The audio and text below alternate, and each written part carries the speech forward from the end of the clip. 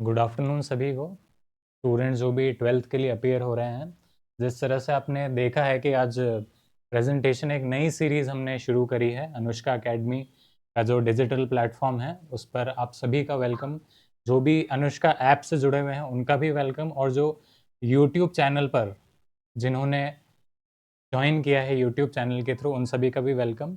तो जो भी 12th में अपीयरिंग स्टूडेंट्स हैं अभी, और अभी एग्ज़ाम की तैयारी कर रहे हैं, प्री बोर्ड्स के लिए, बोर्ड्स के लिए, तो उनके लिए ये एक लेक्चर सीरीज़ हमने तैयार करी है हिस्ट्री और पॉलिटिकल साइंस से रिलेटेड। हिस्ट्री और पॉलिटिकल साइंस का जो भी पूरा कोर्स है वो हम अच्छे से कॉम्प्रहेंसिवली इसको कवर करवाएंगे। जितने भी एमसीक्यूज़ हैं वो भी करवाएंगे, थीम बेस्ड क्वेश्चंस वो भी करवाएंगे, मैप के क्वेश्चंस भी करवाएंगे, डायग्राम वाले क्वेश्चंस वो भी होंगे, और इसके साथ साथ हर एक चीज़ को कॉम्प्रहेंसिवली हम पढ़ेंगे, समझेंगे, और एक इंटरेस्टिंग तरह से, जिससे कि आप बोर ना हो। तो इस तरह से हम ये कोर्स इसी तरह से क्यूरेटेड है, डिज़ाइंड है, ताकि आप स्टूडेंट्स को पूरी तरह इस चीज़ का बेनिफिट मिले कि आप अच्छे से इसका लाभ उठा पाएँ, और बहुत इंटरेस्टिंग तरीके से हम इसको करेंगे, मज़ा आएगा करने में। तो पहले एक बार इंट्रोडक्टरी पार्ट में अपन देख लेते हैं कि हिस्ट्री में पार्ट्स कौन-कौन से, थीम्स कौन-कौन सी है, बुक्स कौन-कौन सी है, और उसमें टॉपिक्स क्या हैं, और उसमें हम क्या-क्या चीज़ें कवर करने वाले हैं। तो पहली थीम 1 है, जिसका नाम है ब्रिक्स, बीड्स एंड बोन्स। तो ये बेसिकली इंडस वैली सिविलाइजेशन या हड़प्पन सिविलाइजेशन जो हमने पढ़ी है एंशिएंट इंडिया में, ये उससे रिलेटेड है। और उसमें किस तरह से सिविलाइजेशनल जो एस्पेक्ट्स हैं, सिविलाइजेशन किस तरह से काम करती थी, वहाँ की आर्किटेक्चरल डिज़ाइन जो थी वो किस तरह की थी, वहाँ पे कल्चर क्या था, फूड पैटर्न क्या था, एग्रीकल्चरल प्रैक्टिसेस कौन थी, वहाँ पे कोई रिलीजन अगर प्रैक्टिस करते थे तो वो क्या था, इन सब चीज़ों के बारे में हम पढ़ेंगे। तो bricks, beads and bones is the name of the first chapter. फिर सेकेंड चैप्टर में हम देखेंगे किंग्स, फार्मर्स एंड टाउन्स। ये ट्रांसफॉर्मेशन बता रहा है इंडियन सोसाइटी का from ancient to mid ancient के बीच में। इसमें जो अर्लीस्ट टाइप के जो स्टेट है, जैसे इंडिया में अभी अपन स्टेट देखते हैं न्यूमरस टाइप्स के, तो उसमें पहले एंशियंट टाइम में जो स्टेट्स होते थे उसका स्वरूप कैसा होता था, उसके टाइप्स कैसे होते थे, और वो किस तरह से फंक्शन होते थे, वो हम देखेंगे, जिनका हम महाजनपदास भी बोलते हैं। और 16 महाजनपदास है टू बी प्रिसाइज, और जिसमें मगध जो है महाजनपदा वो सबसे ज़्यादा इम्पॉर्टेंट है, जिसको हम सबसे ज़्यादा एग्जॉस्टिवली और एक्सटेंसिवली कवर करने वाले हैं इस लेक्चर सीरीज में।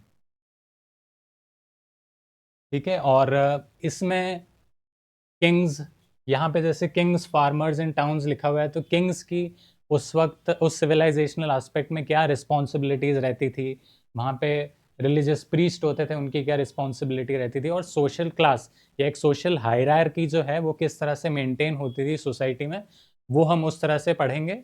और किसकी क्या क्या ड्यूटीज़ होती थी वो हमारे लिए इंपॉर्टेंट होगा यहाँ पे जानने में।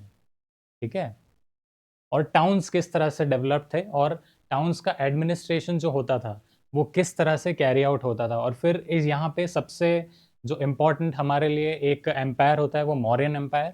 मौर्यन एम्पायर हम यहाँ पे बहुत ज़्यादा अच्छे से पढ़ेंगे इसमें। और मौर्यन एम्पायर के जो पॉलिटिकल एस्पेक्ट्स है, उनके जोग्राफिकल एस्पेक्ट्स है, कहाँ तक, किस रीजन तक वो फैला हुआ था, वो सब चीज़ें भी बहुत अच्छे से हम देखेंगे। और ट्रेड किस तरह से होता था वहाँ पे, ट्रेड जो होता था सब कॉन्टिनेंट में, इंडियन सब कॉन्टिनेंट में उस वक्त, इस चीज़ को भी देखेंगे और इस चीज़ को भी गहराई से समझने की कोशिश करेंगे। फिर तीसरा पार्ट, थीम 3 जो है, किनशिप, कास्ट एंड क्लास।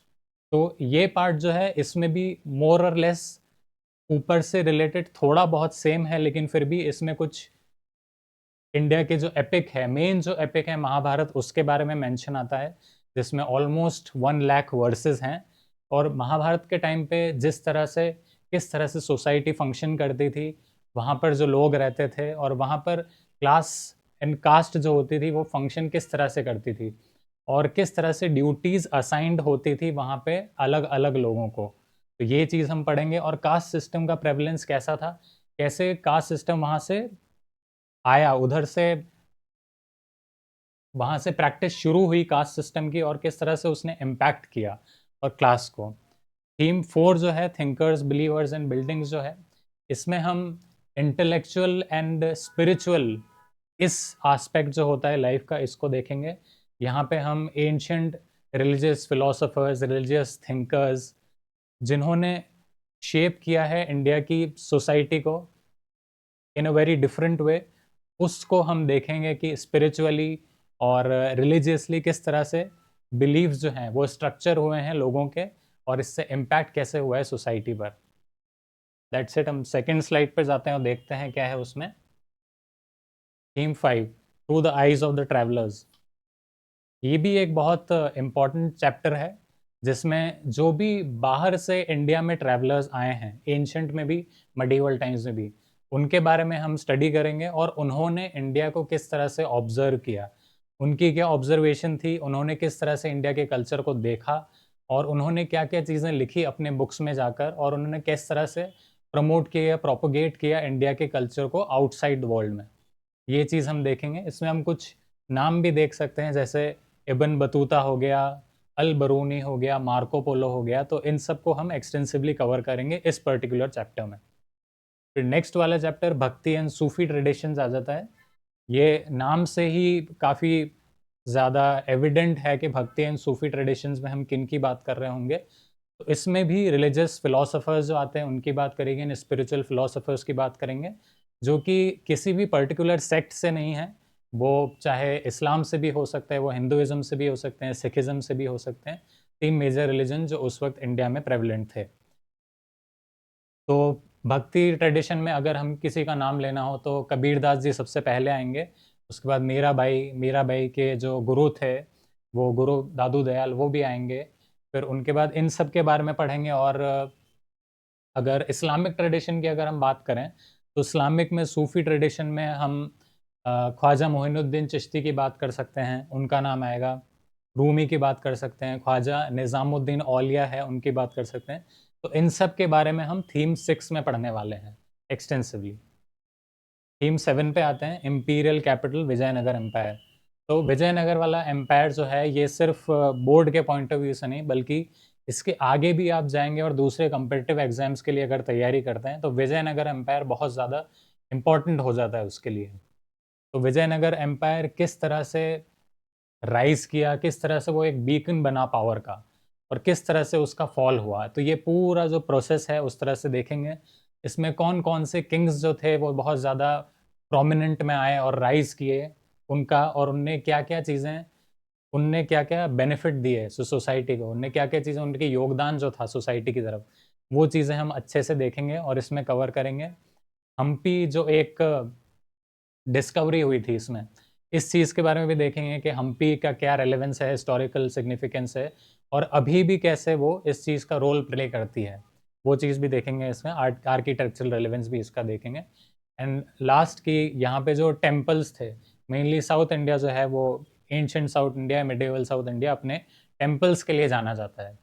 तो वहाँ पे टेम्पल्स का आर्किटेक्चर किस तरह का था और किस तरह से लोग टेम्पल्स को रेवर करते थे, वो चीज़ हम देखेंगे। लास्ट वाली जो थीम 8 है इस वाली जो बुक की, वो है पेजेंट्स, जमींदार्स एंड स्टेट। तो ये वाली जो है, ये इसमें पेजेंट्स की बात करी गई है, जो कि हम मान सकते हैं कि बैकबोन है जो इंडियन सोसाइटी की। इंडियन सोसाइटी जो बेसिकली अभी भी मान सकते हैं कि एग्रेरियन बेस्ड है, एग्रीकल्चरल बेस्ड सोसाइटी है। तो उसके जो बैकबोन है पेजेंट्स हैं, और पेजेंट्स की लाइफ उस वक्त किस तरह से होती थी, उस चीज़ को हम स्टडी करेंगे। और उनका रिलेशनशिप, पेजेंट्स का रिलेशनशिप ज़मींदार से किस तरह का होता था, और उनका स्टेट की तरह किस तरह से उनका रिलेशनशिप होता था, वो चीज़ हम इसमें पढ़ेंगे। और सोशल हायरार्की क्या थी, इकोनॉमिक पॉलिसीज़ क्या थी, सोसाइटी प्री मॉडर्न इंडिया में किस तरह से सोसाइटी और सिविलाइजेशन फंक्शन करती थी, ये चीज़ हम सब देखेंगे इस चीज़ में। नेक्स्ट स्लाइड पे चलते हैं। Part 3, colonialism in country side. तो ये वाला जो चैप्टर है कॉलोनियलिज्म, ऐसा सभी को पता है कि यहाँ पे हम इंग्लिश रूल की बात कर रहे हैं। जो इंग्लिश रूलर जो बाहर से आए थे, इंग्लैंड से आए थे, और जिन्होंने रूल किया था हमारे ऊपर, हमारे देश के ऊपर काफ़ी सालों तक। तो इनके बारे में हम बात करेंगे और इन्होंने किस तरह से शेप किया हमारी सोसाइटी को। इनके जो कल्चर थे, इनके जो ट्रेडिशंस थे, इनके जो नॉर्म्स थे, उन्होंने किस तरह से अफेक्ट किया हमें, इंडियन सोसाइटी को, वो चीज़ हम देखेंगे यहाँ पे। और इनकी जो पॉलिसीज़ थी, फॉर एग्ज़ाम्पल परमानेंट सेटलमेंट की जो पॉलिसीज थी या रोतवारी सिस्टम था, इसको इन दोनों को हम इन पर्टिकुलर एक्सटेंसिवली रीड करेंगे, इन दोनों को अच्छे से समझेंगे और इसमें देखेंगे कि क्या क्या चीज़ इंपॉर्टेंट है और वो चीज़ें अच्छे से पढ़ेंगे हम। थीम 10 रिबेल्स एंड द राज, यहाँ पे बेसिकली द रिवोल्ट ऑफ 1857 है, जिसको बोला जाता है कि first war of independence against British. तो उसके बारे में हम पढ़ेंगे कि 1857 का जो वॉर था वो किस तरह से राइज हुआ और वो किस तरह से कल्मिनेट हुआ, दोनों चीज़ों को देखेंगे। उनसे रिलेटेड जो कोई भी इम्पोर्टेंट पॉलिटिकल फिगर्स थे, फ्रीडम फाइटर्स थे, उन सब के बारे में पढ़ेंगे, चाहे वो इम्पोर्टेंट फिगर्स ब्रिटिशर्स के साइड से हों, चाहे वो इम्पोर्टेंट फिगर्स इंडियन साइड से हों, उन सब के बारे में पढ़ेंगे और जो कुछ भी इम्पोर्टेंट है हम इसमें सब कुछ कवर करेंगे। Theme 11 Mahatma Gandhi and the nationalist movement, यहाँ पर बेसिकली मतलब मोटे तौर पे देखे जाए तो महात्मा गांधी के बारे में डिस्कस होगा, लेकिन उनके अलावा भी नेशनलिस्ट मूवमेंट में जिन भी फ्रीडम फाइटर्स का योगदान रहा है, जिन्होंने भी कंट्रीब्यूट किया है इंडिया की फ्रीडम के लिए, उनके बारे में भी डिस्कशन होगा, अच्छे से एक्सटेंसिवली डिस्कस करेंगे हम। बट मेजरली महात्मा गांधी का कंट्रीब्यूशन क्या रहा है, ये चैप्टर उसी के पेरीफेरी में घूमेगा। फिर last theme 12th framing of the Indian constitution. तो इंडिपेंडेंस तो मिल गई थी, लेकिन इतनी बड़ी डेमोक्रेसी है इंडिया, वर्ल्ड की लार्जेस्ट डेमोक्रेसी है, उसके कॉन्स्टिट्यूशन को फ्रेम करने में क्या क्या चैलेंजेस आए, उसका कॉन्स्टिट्यूशन को फ्रेम करने में कौन कौन लोग लगे, कितने माइंड्स लगे, कितने ब्रिलियंट माइंड्स लगे इसको करने में, वो चीज़ हम पता करेंगे, देखेंगे, और क्या क्या चैलेंजेस इन्होंने फेस किए थे in the process of framing of the constitution. We are going to see all of that. ठीक है, तो स्टार्ट करते हैं हम पहली वाली स्लाइड से। फर्स्ट चैप्टर पे आ जाते हैं, bricks beads and bones, Harappan civilization. तो पहली चीज़ तो ये है कि हड़प्पन सील जो वहाँ पे सबसे पहला आप मेंशन देखोगे चैप्टर की फर्स्ट जो पेज है, उसी में चैप्टर के फर्स्ट पेज में हड़प्पन सील का मेंशन है, जो कि सबसे ज़्यादा डिस्टिंक्टिव आर्टिफैक्ट है जो हड़प्पन सिविलाइजेशन या इंडस वैली सिविलाइजेशन हम बोलते हैं उसका। और जो हड़प्पन सील है वो बनी हुई थी स्टीएटाइट से। स्टीएटाइट के लिए लिखना कुछ चाहेंगे?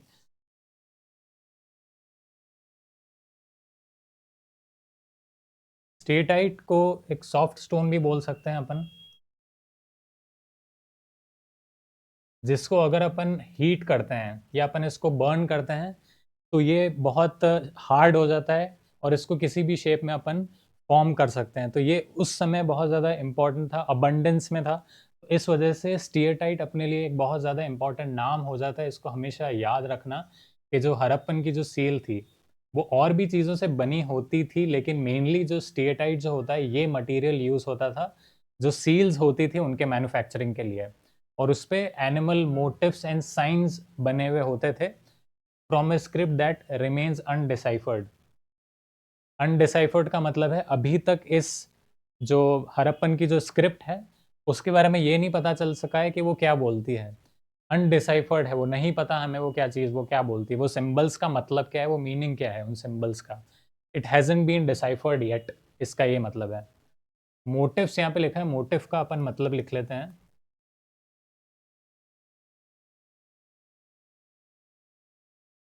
पैटर्न और डिज़ाइन, पैटर्न और डिज़ाइन होता है इसका मतलब। तो यूजुअली स्टेटाइट के जो स्टोन थे जिसके ऊपर अपन ये बात कर रहे हैं कि सील जो बनती थी उसके ऊपर जिस टाइप के भी मोटिव्स बने होते हैं, एनिमल मोटिव्स हो सकते हैं, फिर उसके बाद फ्लोरल हो सकते हैं, सर्कुलर हो सकते हैं, किस तरह से वो चीज़ें बनी हुई थी हम उसके बारे में इसमें बात करेंगे। और अभी फ़िलहाल इस वाली जो स्लाइड है इसमें जो सबसे इम्पॉर्टेंट चीज़ है वो है स्टीएटाइट, जो कि नाम आपको हमेशा याद रखना है कि इस चीज़ से हड़प्पन की सील जो थी वो बनी थी। एक बार हम हड़प्पन की सील देख भी लेते हैं कैसी दिखती है। तो ये जो सील है इसको यूनिकॉर्न सील भी बोला जाता है। और यहाँ पे जो स्क्रिप्ट अपन देख रहे हैं ये अभी तक भी डिसाइफर नहीं हुई है। तो लगभग 4 या 5 हज़ार साल हो चुके हैं सिविलाइजेशन को, but this script has not been deciphered yet. बहुत ज़्यादा ट्राई किया है अलग अलग हिस्टोरियंस ने, आर्कियोलॉजिस्ट ने इसको डिसाइफर करने का, बट अभी तक ये पता नहीं लग पाया कि इसका मतलब क्या है, ये क्या चीज़ लिखी हुई है। और यहाँ पे यूनिकॉर्न का एक और सिंबलाइजेशन है कि यूनिकॉर्न वैसे एनिमल तो एग्जिस्ट करता नहीं है, लेकिन फिर भी कि ये एक स्पिरिचुअल सिग्निफिकेंस या रिलीजियस सिग्निफिकेंस भी रखता होगा उस सिविलाइजेशन में, ये उस चीज़ को डिक्टेट करता है एक हिसाब से।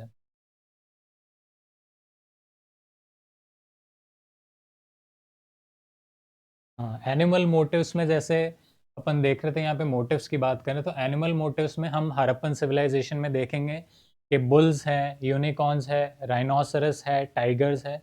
ये चारों एनिमल्स जो हैं मोस्टली हमको देखने को मिलते हैं। हमको पता था कि यहाँ पे इन एनिमल्स के बारे में वहाँ के लोगों को पता था, ये चीज़ हम देखते हैं। और एक और चीज़ जो यहाँ पे जो हड़प्पन सील थी, जो मेनली जो सील्स थी, उनका जो शेप था वो क्या था, मेनली ये चीज़ भी अपने लिए एग्जाम पॉइंट ऑफ व्यू से बहुत इंपॉर्टेंट है। या तो रेक्टेंगुलर या स्क्वायर। रेक्टेंगुलर या स्क्वायर के फॉर्म में होती थी जो सील होती थी मोस्ट ऑफ द टाइम, और जिस पे मोटिव्स बने हुए थे एनिमल्स के। और एनिमल्स का अपन ने नाम डिस्कस किया ही है, राइनोसरस भी होता था, बुल भी होता था, यूनिकॉर्न भी होता था, टाइगर भी होता था। तो ये सारे एनिमल्स उस समय होते थे और पता था कि उनको है। और मेनली एक और चीज़ यहाँ पर अपने लिए जो इम्पोर्टेंट हो जाती है हड़प्पन सील में, हो जाती है कि इसको डिस्कवर किसने किया था। तो इसकी डिस्कवर करी थी अर्नेस्ट मैके। ये नाम बहुत ज़्यादा इम्पॉर्टेंट है, आपकी एनसीईआरटी जो बुक है उसमें भी मेंशन्ड है ये नाम। ये नाम अपने लिए बहुत ज़्यादा इम्पॉर्टेंट है, आपको नाम याद रखना है ये। और कौन से ईयर में इस चीज़ को डिस्कवर किया था, 1927 से 31 के बीच में। ये चीज़ स्पेसिफाइड नहीं है कि मतलब कौन से पर्टिकुलर ईयर में डिस्कवर किया था, बट ये माना जाता है, इट इज़ अज्यूम्ड दैट कि ये जो सील है ये डिस्कवर इस ईयर से इस ईयर के बीच में हुई होगी। और किसने करी थी? अर्नेस्ट मैके। इंपॉर्टेंट है बहुत ज़्यादा नाम, एमसीक्यू में ये पूछा जा सकता है, लॉन्ग आंसर क्वेश्चन के लिए भी बहुत इंपॉर्टेंट है। अगर आप नाम मेंशन करते हो, सिर्फ हड़प्पन सील के बारे में भी क्वेश्चन आता है, और अगर आप इनका नाम मेंशन कर सकते हो, ईयर मेंशन कर सकते हो, तो ऑब्वियसली आपको बोनस मार्क्स मिलेंगे इसमें। और फिर इसको कहाँ पर, ये एक्सकेवेशन कहाँ पर कैरी आउट हुआ था, ये मिली कहाँ पर है? तो ये मिली है मोहनजोदाड़ो में।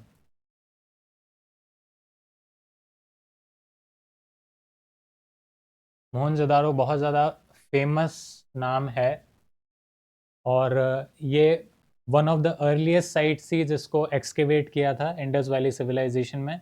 और उन साइट्स में से एक जिसमें सबसे ज़्यादा चीज़ें मिली थी हमको, और सबसे ज़्यादा अर्बन प्लैन्ड जो सिटी है वो भी मोहनजोदारो ही थी।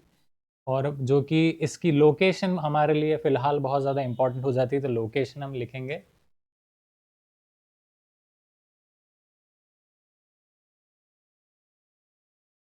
सिंध, पाकिस्तान। तो सिंध रीजन जो है प्रेजेंट डे पाकिस्तान का, वहाँ पर मोहनजोदारो जो है वो मौजूद है। वहाँ पर सिटी ऑफ मोहनजोदाड़ो, जो माउंट ऑफ द डेड जिसको बोलते हैं मोहनजोदाड़ो, वो मौजूद है। और उधर से हमको हड़प्पन सील मिली थी, जो कि अर्नेस्ट मेके थे आर्कियोलॉजिस्ट, उन्होंने 1971 टू 1931 के बीच में वहाँ पे एक्सकेवेट करी थी और उसको लेकर आए थे। और यहाँ पे यूज़ क्या हो सकता है, जो हम सील्स की बात कर रहे हैं उनका, जो हड़प्पन की सील्स हैं उसका यूज़ क्या हो सकता है? तो एक्सटर्नल ट्रेड या internal trade?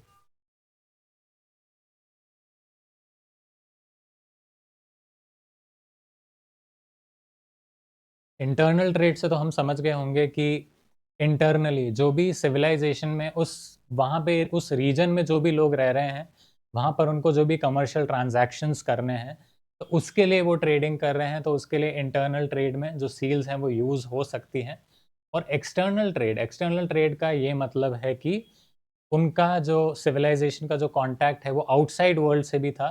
For example Mesopotamia एक एग्जांपल है एक सिविलाइजेशन का जिनका लिंक हड़प्पन सिविलाइजेशन से था। और वो इस तरह से भी इस्टेब्लिश होता है कि जो मेसोपोटामियन सिविलाइजेशन है वहाँ पर एक्सकवेशन जो हुए थे वहाँ पर हड़प्पन की सील्स मिली थी। तो ये एक बहुत बड़ा एविडेंस है इस चीज़ का कि जो हड़प्पन सिविलाइजेशन के लोग थे वो वहाँ से लिंक्ड थे और वहाँ पे उनके साथ बिजनेस लिंक्स करते थे और उनके साथ कमर्शियल ट्रांजैक्शंस भी होते थे और कल्चरल एक्सचेंजेस भी होते थे। इसका हमें साफ साफ सबूत मिलता है। नेक्स्ट वाली स्लाइड पे चलते हैं। Terminologies, places and time. तो ये जो सारे हम टॉपिक्स हैं वो उसी हिसाब से हम अरेंज कर रखे हैं जिस हिसाब से आपकी एनसीईआरटी में प्रोवाइडेड है। तो उसी हिसाब से हम चलेंगे। हड़प्पन सिविलाइजेशन को हम इंडस वैली सिविलाइजेशन भी बोलते हैं। तो पहले हम देखेंगे कि हड़प्पन सिविलाइजेशन नाम क्यों है इसका। तो हड़प्पन सिविलाइजेशन नाम होने का रीज़न ये है कि Harappa was one of the first cities, or you could say the first city to be excavated in Indus Valley civilization. That's why Harappan civilization इसका नाम सबसे पहले रखा।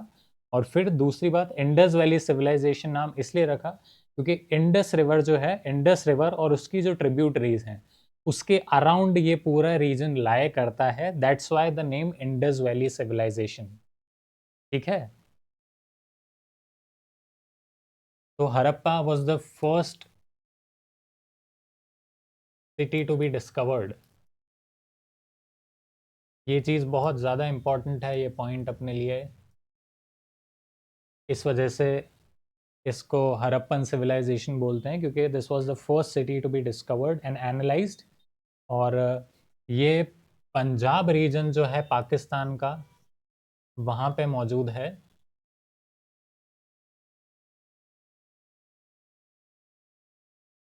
और एक और इम्पॉर्टेंट पॉइंट इसके बारे में ये है कि ये रिवर रावी जो है उसके बैंक्स पर मौजूद है। तो रिवर का नाम बहुत ज़्यादा इम्पोर्टेंट हो गया, रावी। पंजाब जो रीजन है पाकिस्तान का वो इम्पोर्टेंट हो गया। याद रखना, इंडिया वाला पंजाब नहीं है, ये पाकिस्तान का पंजाब है। और Harappa was the first city to be discovered and analysed,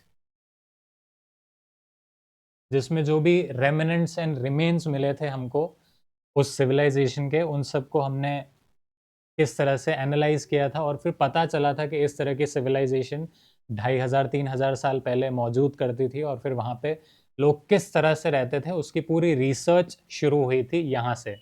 तो यहाँ से शुरू होता है, इस वजह से ये नाम हमारे लिए बहुत ही ज़्यादा इम्पोर्टेंट है। और फिर उसके बाद हम derive from the place where the civilization was identified, ये चीज़ वही बोल रही है। और फिर सिविलाइजेशन रेंजेस, इस पर हम बाद में आएंगे। इंडस वैली सिविलाइजेशन वाला चीज़ देख लेते हैं पहले।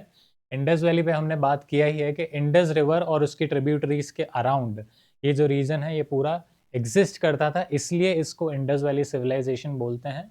और इंडस की ट्रिब्यूटरीज का नाम क्या हो सकता है, आपको से कोई गेस कर सकता है क्या?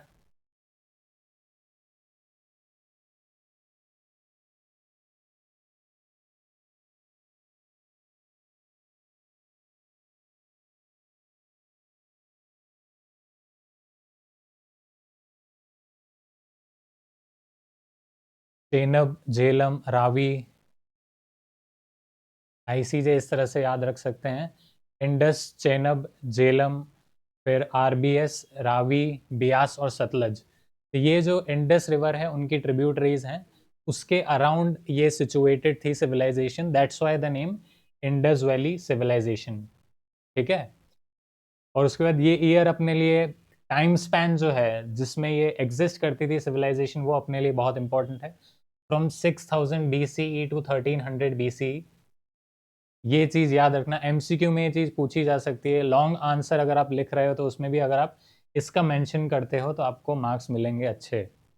और अर्ली हड़प्पन फेज जो था 6000 to 200 600 BCE, formative year, formative मतलब इनिशियल, शुरुआत का समय। तो इनिशियल जो टाइम था हड़प्पन सिविलाइजेशन का वो था 6000 टू 200 600 BCE, जिसको हम इनिशियल ईयर, अर्ली फेज या formative years of Harappan civilization बोलते हैं।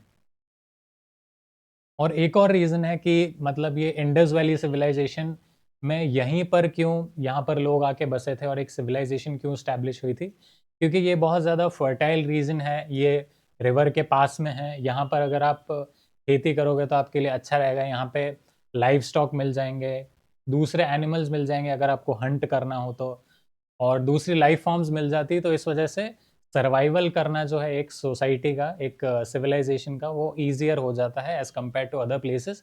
That's why Indus valley civilization में इंडस रीजन में सेटल जाके हुए थे लोग। नेक्स्ट वाली स्लाइड पे चलते हैं।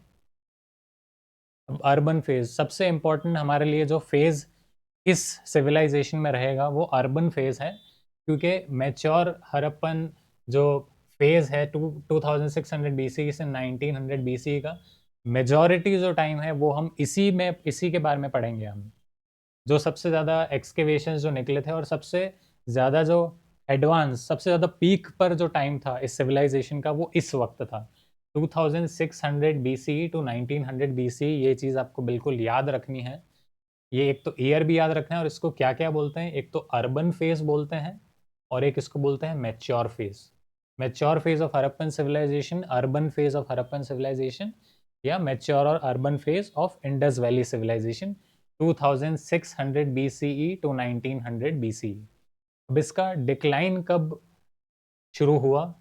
इट स्टार्टेड अराउंड 1900 BCE, और ये जो डेकेडेंट फेज है, डेकेडेंट का मतलब होता है डिक्लाइन या falling, fall of the civilisation.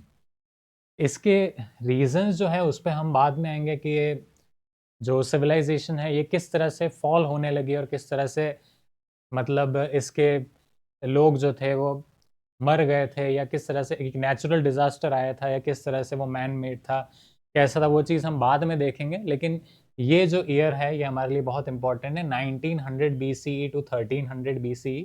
ये जो है डिक्लाइन या फॉलिंग के बारे में बात करता है, जो हड़प्पन सिविलाइजेशन या इंडस वैली सिविलाइजेशन है उसके।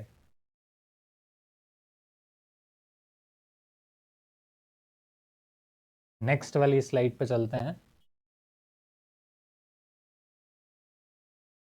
अब हड़प्पन सिविलाइजेशन का जो है जोग्राफिकल स्प्रेड क्या है।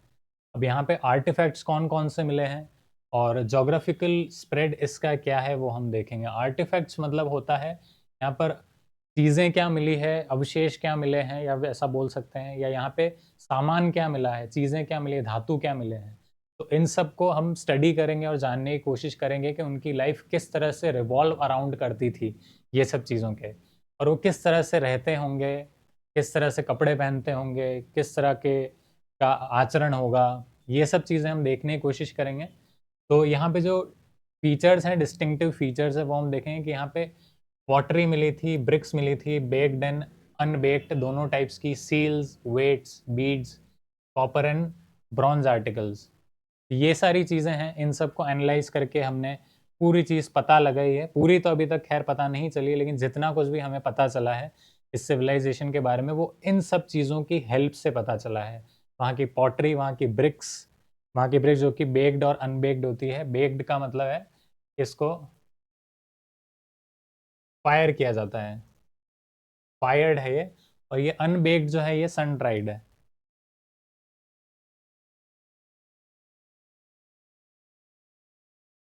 ठीक है, तो उस समय भी इस तरह की कह सकते हो कि टेक्नोलॉजी मौजूद थी जिसमें वो फायर करके ब्रिक्स को, उन्हें ये चीज़ पता थी कि फायर कर सकते हैं अगर ब्रिक्स को, बर्न कर सकते हैं अगर अपन ब्रिक्स को, तो वो बहुत ज़्यादा स्ट्रेंथ अक्वायर कर लेती है, और फिर उसको जो स्ट्रक्चर उससे जो बनाएंगे उसको गिराना बहुत ज़्यादा मुश्किल हो जाएगा।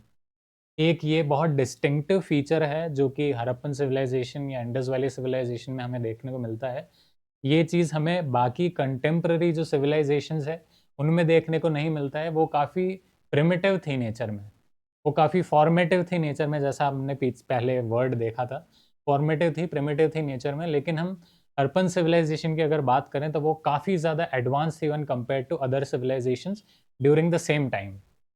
ठीक है, फिर इसमें कहाँ कहाँ तक ये मिले हैं यहाँ पे, तो अफगानिस्तान, इंडियन सब कॉन्टिनेंट में ही हम इसको देखेंगे तो अफगानिस्तान का रीजन हो गया, बलूचिस्तान, सिंध और पंजाब प्रोविंस ऑफ पाकिस्तान। तो पाकिस्तान में 3 रीजन हो गए, एक तो बलूचिस्तान का रीजन हो गया, एक सिंध हो गया और एक पंजाब वाला रीजन हो गया, ठीक है।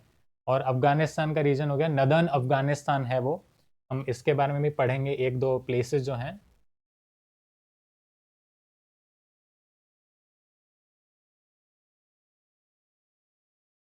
नदर्न अफगानिस्तान है वो हमारे लिए यहाँ पे इम्पोर्टेंट हो जाता है, और बाकी बलूचिस्तान, सिंध और पंजाब प्रोविंसेस जो हैं पाकिस्तान के, वो हमारे लिए यहाँ पे इम्पोर्टेंट है। बट सबसे ज़्यादा इम्पोर्टेंट क्योंकि इंडिया से रिलेटेड है, इस वजह से इंडिया के कौन कौन से स्टेट्स हैं ये हमको याद रखना बहुत ज़्यादा ज़रूरी है, कि कौन कौन से स्टेट्स में हड़प्पा और इंडस वैली सिविलाइजेशन से रिलेटेड जो साइट्स थी वो एक्सकेवेट हुई थी। तो जम्मू एंड कश्मीर, पंजाब, हरियाणा, राजस्थान, उत्तर प्रदेश, गुजरात एंड महाराष्ट्र। तो ये जो 7 प्लेसेस हैं इनका हमको नाम बिल्कुल याद रखना है। इनको हम एक्सटेंसिवली देखेंगे कि इनमें कौन कौन सी प्लेसेस थी, कौन कौन सी साइट्स थी जो अपने लिए इम्पॉर्टेंट है, वो मैप पॉइंट ऑफ व्यू से भी इम्पॉर्टेंट हो जाती है, और उन रीजन्स का और क्या सिग्निफिकेंस था, वहाँ पे और क्या क्या चीज़ें मिली, वो सब भी इम्पॉर्टेंट है, वो हम डिटेल में पढ़ेंगे आगे। अभी के लिए बस ये नाम याद रख लीजिए कि जम्मू एंड कश्मीर है, पंजाब है, हरियाणा है, राजस्थान, उत्तर प्रदेश, गुजरात एंड महाराष्ट्र, ठीक है।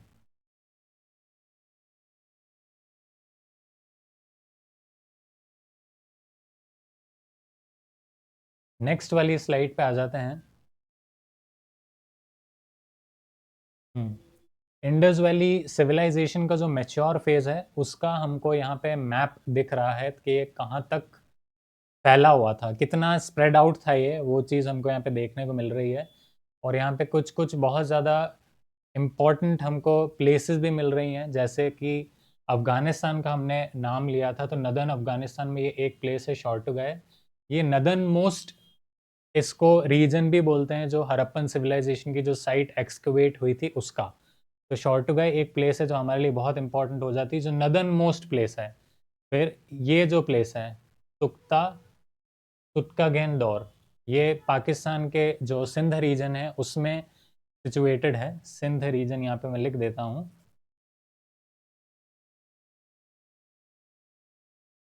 ये वेस्टर्न मोस्ट पॉइंट जो है, जो एक्सकेवेशन में निकला था, जो सिटी थी, जो साइट थी, वेस्टर्न मोस्ट जो पॉइंट है उसका ये नाम है। फिर उसके बाद और भी अपने लिए इम्पोर्टेंट हो जाते हैं, जैसे ढोलावीरा गुजरात में हो गया, तुर्काटाडा हो गया, लोथल हो गया जो कि एक पोर्ट था, वो हमारे लिए बहुत इम्पोर्टेंट है। घवेरी वाला ये हो गया, चन्हू दारो, इन सब को हम ऑब्वियसली बहुत डिटेल में पढ़ेंगे जब भी इनका जिक्र आएगा आगे वाली स्लाइड्स में। हड़प्पा हो गया, कालीबंगन हो गया राजस्थान, राखीगढ़ी, रोपड़, ऑलमोस्ट सारी जो भी प्लेसेस यहाँ पे दे रखी है इम्पॉर्टेंट है, लेकिन ये किस किस रीजन्स के लिए किस किस रीजन्स के लिए इम्पॉर्टेंट है ये भी हम देखेंगे आगे वाली स्लाइड्स में, जो है इनका आएगा जिक्र। नेक्स्ट स्लाइड पे चलते हैं।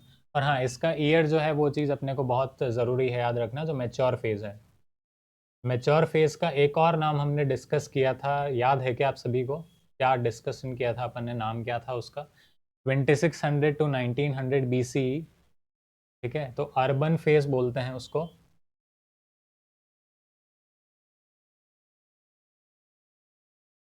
अर्बन फेज़ या मैच्योर फेज़, सेम नाम है उसका।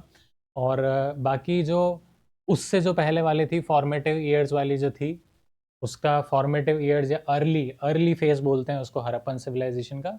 और ये जो है, जो हमारे लिए सबसे ज़्यादा इम्पॉर्टेंट है, इसको हम बोलते हैं IVC का मैच्योर फेज, जिसके बारे में हम सबसे ज़्यादा पढ़ेंगे, जिसमें सबसे ज़्यादा साइट्स मिली है और जिसमें सबसे ज़्यादा एक्सकेवेशन तो हुए ही हैं, बट सबसे ज़्यादा जिसको बोल सकते हैं एडवांस, जब सोसाइटी थी अपने पीक पर, वो पॉइंट था ये, बिगिनिंग्स। अब इसमें स्मॉल सेटलमेंट्स की बात करिए कि हड़प्पन सिविलाइजेशन से पहले जो सिविलाइजेशंस थी उनके बारे में भी अगर अपने को कुछ हिंट मिलता है, तो वो किस तरह की सिविलाइजेशंस थी उसके बारे में यहाँ पे थोड़ा सा आइडिया दिया हुआ है, कि वहाँ पे भी डिस्टिंक्टिव पॉटरी, एग्रीकल्चर या पेस्टोरलिज्म, पेस्टोरलिज्म मतलब पेस्टोरलिज्म का इधर यहाँ पे मतलब लिख देते हैं।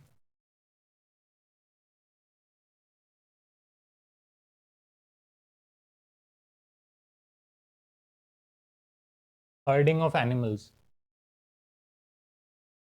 क्योंकि जो कैटल होते हैं, शीप होते हैं, गोट होता है, इन सब का हर्ड करना पेस्टोरलिज्म इसको बोलते हैं, एग्रीकल्चरल प्रैक्टिसेस या पेस्टोरलिज्म। ठीक है, उसके बाद क्राफ्ट थी, और उस समय कोई लार्ज बिल्डिंग जिस तरह से हमको इंडस वैली सिविलाइजेशन या हड़प्पन सिविलाइजेशन में जो मिलती है, वो यहाँ पर नहीं मिलती थी, जो हड़प्पन सिविलाइजेशन के पहले का जो पीरियड था।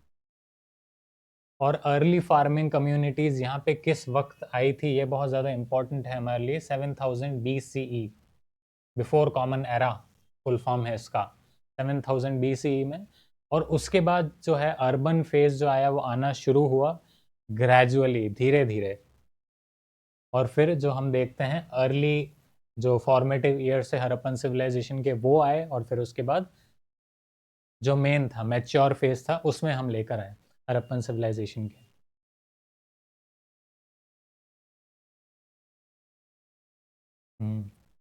इसमें यहाँ पर कोई चीज़ रह तो नहीं गई है।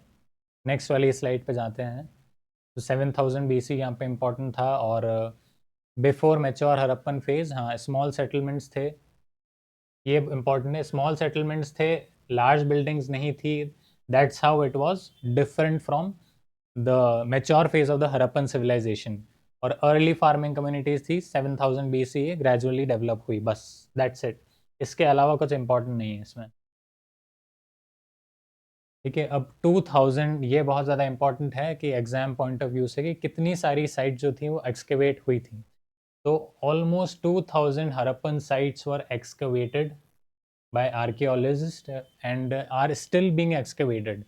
और ये मिली थी हमको Indus and Saraswati river basin में। सरस्वती फिलहाल एक ड्राइड अप रिवर है, और इंडस तो अभी भी है, लेकिन सरस्वती के बारे में अभी फ़िलहाल तो चलती नहीं है। वो 2/3 ऑफ द साइट्स थी वो सरस्वती बेसिन में ही मिली थी, जिसमें राखीगढ़ी, मोहनजोदाड़ो, हड़प्पा, धोलावीरा और गांवेरी वाला, ये जो थी, ये सारी बहुत ज़्यादा इम्पॉर्टेंट साइट्स थी जो हमको मिलती है, और इन सब में ही सबसे ज़्यादा आर्टिफैक्ट्स हमको मिलते हैं।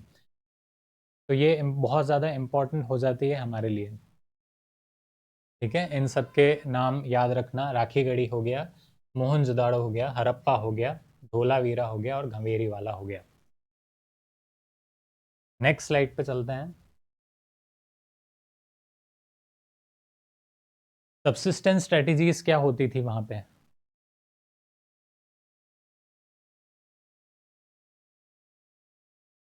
तो सबसिस्टेंस का मतलब है वहाँ पे जीवन यापन करने के लिए, वहाँ पे अपना गुजारा करने के लिए वो लोग किस तरह से चीज़ें देखते थे, वो किस तरह से चीज़ों का इंतज़ाम करते थे, उनकी फूड हैबिट्स क्या थी, वो क्या खाते थे, वहाँ पे एग्रीकल्चरल प्रैक्टिसेस थी भी कि नहीं, किस तरह से वो इन चीज़ों को काम में लेते थे, वो हम देखेंगे। तो मैच्योर हड़प्पन फेज़ के बारे में अपन अभी बात कर रहे हैं। तो वहाँ पे हड़प्पन्स जो थे वो कंज्यूम करते थे various plants and animals including fish. और आर्कियोलॉजिकल बॉटनिस्ट जो हैं उन्होंने ये भी आइडेंटिफाई किया कि wheat, barley, lentils, chickpea, sesame and millets, तो ये जो सारी चीज़ें हैं ये वहाँ पे उगाई जाती थी और वहाँ पे कंज्यूम की जाती थी। सेसमे तिल्ली को बोलते हैं, मिलेट्स जवार को बोलते हैं, बार्ले जौ को बोलते हैं, लेंटिल्स दाल, और वीट गेहूँ, ये तो समझ में आ ही गया होगा, ईजी ही है। और ये सब चीज़ों का एविडेंस हमको मिला है गुजरात में। तो ये इससे हमको ये पता चलता है कि वहाँ पे एग्रीकल्चरल प्रैक्टिसेस जी थी जो वो कितनी प्रेवलेंट थी। और ये जो सारे जो प्रोड्यूसेस थे वो वहाँ पे उगाए जाते थे और ये सब कंज्यूम करते थे लोग। तो सिर्फ यहाँ पे वेजिटेरियन चीज़ें ही नहीं चलती थी, और राइस राइस भी रेयरिटी में मिलता था, रेयरिटी में बीइंग फाउंड। और बाकी फ़िश भी कंज्यूम करते थे वो, और आगे दूसरे एनिमल्स का भी जिक्र आएगा, उनके बारे में भी हम पढ़ेंगे कि दूसरे एनिमल्स जो हैं वो कौन से ये लोग कंज्यूम करते थे ज़िंदा रहने के लिए। वो चीज़ आ ही गई। एनिमल बोन्स जो है उनके जो एविडेंसेस मिले हैं हड़प्पा में, वो चीज़ मिले हैं cattle, sheep, goats, buffalo, pigs along with wild species like boar, deer and घड़ियाल। तो इन सब के भी बोन्स मिले हैं, इन सब के भी रेमिनेंट्स मिले हैं। अवशेष मिले हैं, कैटल के, शीप के, गोट, बफेलो, पिग्स। इस तरह का मल्टीपल चॉइस क्वेश्चन आ सकता है कि इनमें से कौन सा जो है ऑप्शन है जिसमें एक दे दिया जाएगा कि ये जो ऑप्शन है, ये दिस पर्टिकुलर ऑप्शन जो है वो एनिमल नहीं है इसमें। तो ये सारे नाम दे दिए जाएंगे और इनमें से कोई नाम जो होगा वो होगा नहीं, तो आपको उसको टिक करना पड़ेगा कि कौन सा वाला जो है वो नहीं है इसमें। और fish and fowl bones have also been found. Fowl अपन बोलते हैं वाइल्ड हैन, एक जंगली मुर्गी अपन कह सकते हैं, उसको बोलते हैं फाउल।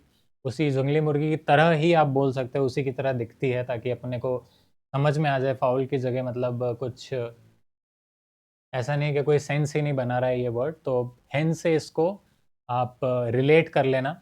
अगर ये वर्ड दिखे तो ज़्यादा अच्छे से आपको याद रहेगा और समझ में आएगा। बाकी हमने एनिमल्स देख ही लिए हैं कि सब्सिस्टेंस स्ट्रेटजीज़ के लिए कि एनिमल्स कौन कौन से यूज़ होते थे यहाँ पे।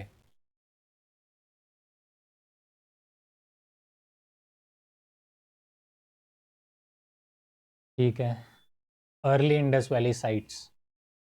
तो अर्ली इंडस वैली साइट्स हमने देखा है जो फॉर्मेटिव ईयर्स थे, उसकी हम यहाँ पे बात कर रहे हैं, मैच्योर साइट्स की हम बात नहीं कर रहे हैं। तो ये सब जो साइट्स हैं ये बहुत ज़्यादा इम्पॉर्टेंट हो जाते हैं हमारे लिए नाम, जैसे चोलिस्तान हो गया, सिसवाल हो गया, कोट डीजी हो गया, दाम सादात हो गया और अमरीनाल हो गया। तो ये सारे जो साइट्स हैं ये बहुत ज़्यादा इम्पॉर्टेंट है हमारे लिए, और इनकी लोकेशन भी बहुत ज़्यादा इम्पॉर्टेंट है। एक मैप का जो अगर क्वेश्चन आता है तो इसमें ये सब पूछा जा सकता है कि सिसवाल कहाँ पे लोकेटेड है, टोलिस्तान कहाँ पे लोकेटेड है, कोट डीजी कहाँ पर है, दम सदात कहाँ पर है, और अमरीनाल कहाँ पर है। तो ये सब हम देखेंगे कि ये सब लोकेटेड कहाँ हैं, कौन से स्टेट में है। तो सबसे पहले बात करते हैं सिसवाल की। तो Siswal is located in Haryana. ठीक है, Siswal is located in Haryana. और चोलिस्तान की जहाँ पर हम बात करें तो चोलिस्तान पाकिस्तान में सिचुएटेड है, पाकिस्तान के थार रीजन में।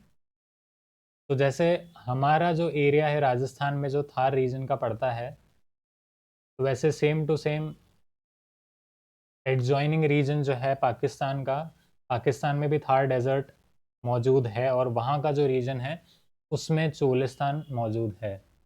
कोट दीजिए, this is also situated in Pakistan, Sindh reason.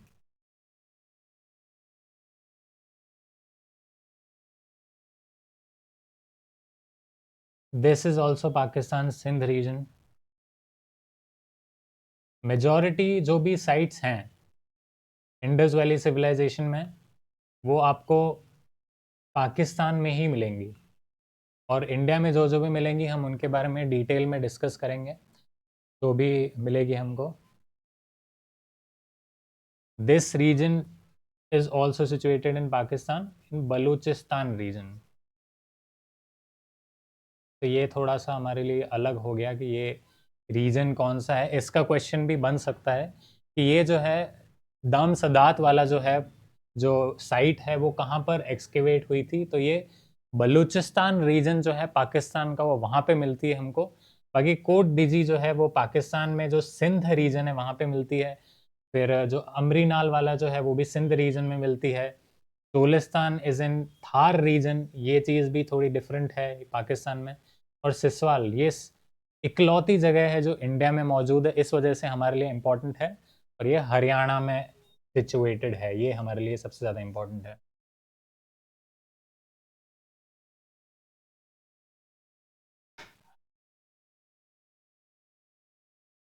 Next वाली स्लाइड पे जाते हैं, एग्रीकल्चरल टेक्नोलॉजीज़।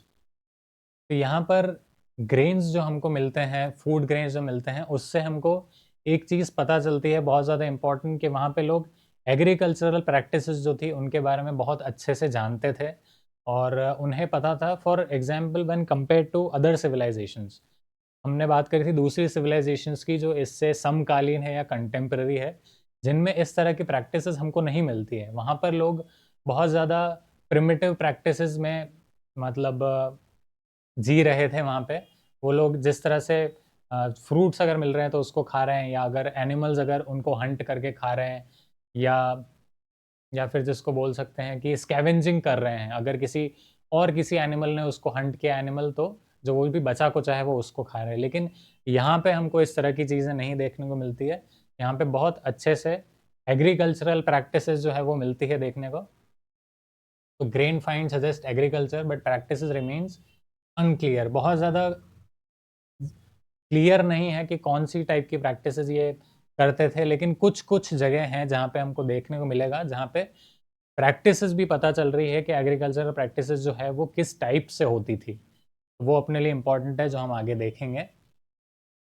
यहाँ पे सील्स एंड टेराकोटा स्कल्पचर्स और bulls imply oxen were used for ploughing. तो यहाँ पर टेराकोटा फिगरीन्स मिलते हैं या टॉयज मिलते हैं।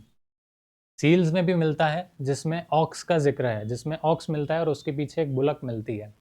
ठीक है, तो इससे हमको ये चीज़ पता चलती है कि वो खेती करने के लिए या हल चलवाने के लिए बुल का यूज़ करते थे, ऑक्स का यूज़ करते थे। तो ये काफ़ी एक इंटरेस्टिंग चीज़ थी जो हमको पता चली। और वहाँ पर प्लो, ये हल के लिए हम यूज़ करते हैं, हल यूज़ करते थे, और इसका एविडेंस मिलता है चोलिस्तान और Banawali, Haryana. Cholistan is in Pakistan as mentioned earlier, और बनावली इज़ इन हरियाणा। तो यहाँ पे प्लो के जो थे वो टॉय मॉडल्स मिले थे, और उनसे हमको ये पता चला था कि वहाँ पे जो खेती बाड़ी जो होती थी और उसमें जो हल जो यूज़ होता था, वो उसके लिए ऑक्स यूज़ करते थे, बुल यूज़ करते थे, और एकदम प्रिमिटिव टेक्नोलॉजी नहीं थी, वो यूज़ करते थे, और उनको पता था कि इस तरह से अच्छे से फार्मिंग हो सकती है। और कालीबंगन में अपने को एक बहुत इंपॉर्टेंट चीज़ मिलती थी। ये कालीबंगन जो रीजन है, ये अपने लिए इम्पोर्टेंट है पॉइंट आउट करना।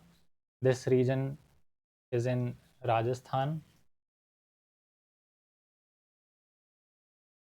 यहाँ पर एविडेंस मिला था प्लोड फील्ड का, जो कि इंटरसेक्टिंग फरोज थे, जिसमें मतलब जिसमें खुदाई करी थी। इस तरह से अगर अपन स्ट्रक्चर देखें तो यहाँ इस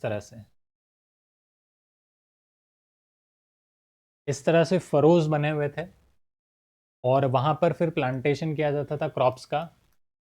तो इसको जो बोलते हैं, ये जो प्रैक्टिस बोलते हैं, इसको मिक्स्ड क्रॉपिंग बोलते हैं।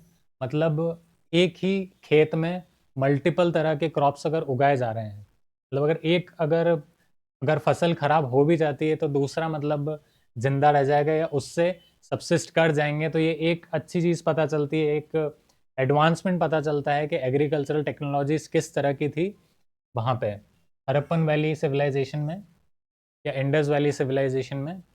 तो ये इसका एक एग्जाम्पल है ये, कि हमारे लिए यहाँ पे इंटरसेक्टिंग फरोज जो है वो एक सबूत है इस चीज़ का, या वो एक एविडेंस है इस चीज़ का कि यहाँ पे इंडिकेट करता है मिक्स्ड क्रॉपिंग के, और इसका एविडेंस हमको मिलता है कालीबंगन में। तो ये तीनों चीज़ें हमारे लिए बहुत इंपॉर्टेंट हो जाती है। पहली चीज़ कालीबंगन हो जाती है, दूसरी चीज़ कि वहाँ पर प्लोड फील्ड का जो है एविडेंस हमको कहाँ पे मिलता है, तो वो रीजन है कालीबंगन, क्योंकि वहाँ पे इंटरसेक्टिंग फरोज जो थे वो मिलते थे फील्ड में, और उससे क्या पता चलता है कि मिक्स्ड क्रॉपिंग वहाँ पे होती थी during early Harappan period, not even in mature में तो और भी कुछ होता होगा, आगे देखेंगे हम उसमें क्या क्या होता था। ठीक है। और सील्स और टेराकोटा जो स्कल्पचर मिले थे बुक्स में, जो इम्प्लाई करते हैं प्लोइंग में, वो कहाँ मिले थे हमको, ये इंपॉर्टेंट चीज़ इसमें दे रखी है, चोलिस्तान में और बनावली में, Haryana. Cholistan is in Pakistan and Banawali is in Haryana. तो these two names are really important for us to remember. और इस पर्टिकुलर पेज में ये सारी इन्फॉर्मेशन जो है ये बहुत ज़्यादा इंपॉर्टेंट है, तो इसी वजह से हमने इसको 2-3 बार रिपीट कर लिया है ताकि आपको याद रह जाए अच्छे से, और इनको लिख भी लीजिएगा ताकि याद रह जाएगा अपने को एग्ज़ाम पॉइंट ऑफ व्यू से भी। जैसे अभी ये जो सीरीज़ है इसके बाद ये तो है पर्टिकुलरली बोर्ड के लिए, जिसमें हम ये सारी चीज़ें एक्सटेंसिवली कवर करेंगे। हम सिर्फ चीज़ों को समझेंगे ही नहीं, बल्कि इसमें हम ये भी देखेंगे कि आंसर किस तरह से लिखना है।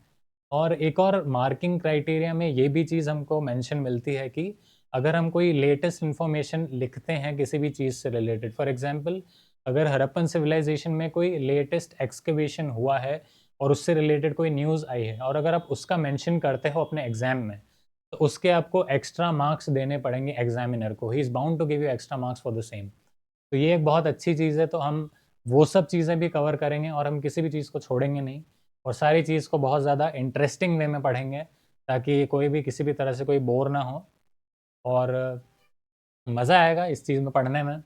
और प्रीवियस ईयर क्वेश्चन पेपर्स देखेंगे। प्रीवियस ईयर क्वेश्चन पेपर्स देखने से ये फ़ायदा मिलता है कि अगर सिर्फ लास्ट 4 ईयर 5 ईयर के प्रीवियस ईयर क्वेश्चन पेपर भी आप सॉल्व करके चले जाओ तो 90+ मार्क्स ईजिली स्कोर कर सकते हो और फिर इसके साथ भी कर सकते हो तो बहुत ज़्यादा फ़ायदा मिलेगा, 95+ ईजिली स्कोर कर लोगे। और किस तरह से आंसर्स को अपने को फ्रेम करना है और किस तरह से वो जो अपनी आंसर शीट होगी वो स्टैंड आउट करेगी as compare to other students, वो चीज़ यहाँ पे बहुत इंपॉर्टेंट होगी। वो सारी चीज़ें भी हम डिस्कस करेंगे once each chapter is over. ठीक है, तो अभी नेक्स्ट क्लास में मिलते हैं। आज के लिए इतना ही। Thank you.